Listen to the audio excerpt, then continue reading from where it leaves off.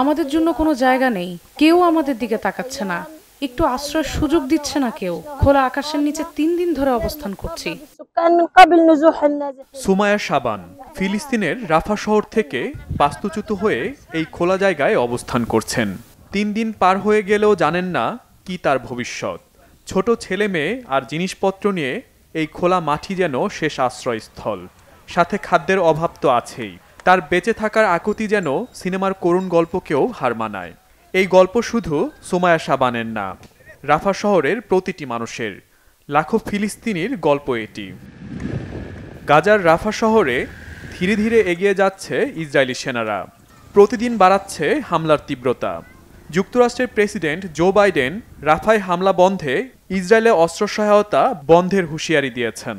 তাতেও ইসরায়েল হামলা অব্যাহত রেখেছে। প্রধানমন্ত্রী বেনিয়ামিন নেতানিয়াহু একাই লড়াই চালিয়ে যাওয়ার প্রত্যয় ব্যক্ত করেছেন।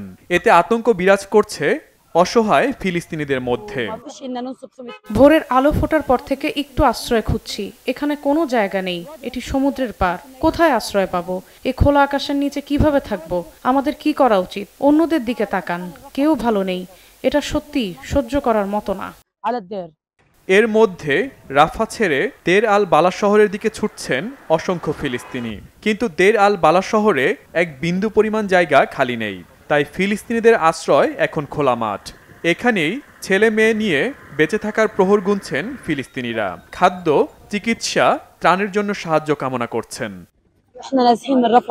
আমরা কর্তৃপক্ষের কাছে শিশুদের জন্য একটি সাহায্য কামনা করছি। আমাদের পরিস্থিতি কাউকে বোঝানো যাবে না। ঘরবাড়ি, খাদ্য, চিকিৎসার অভাবে দিন কাটছে না। আমাদের হয়ে কথা বলার কেউ নেই। বাচ্চাদের নিরাপদ পানি পর্যন্ত দিতে পারছি না। তারা সকালের নাস্তা করেনি, তাদের জন্য কোনো খাবার নেই। গেল বছর 7 অক্টোবর ইসরায়েল গাজায় হামলা শুরু করলে লাখো ফিলিস্তিনি বাস্তুচ্যুত হন। এরপর উত্তর গাজা থেকে দক্ষিণ গাজা, এক শহর থেকে আরেক শহর, কোথাও আশ্রয় হয়নি ফিলিস্তিনিদের। বিশাল এই পৃথিবীতে আশ্রয় হয়নি মানবতার।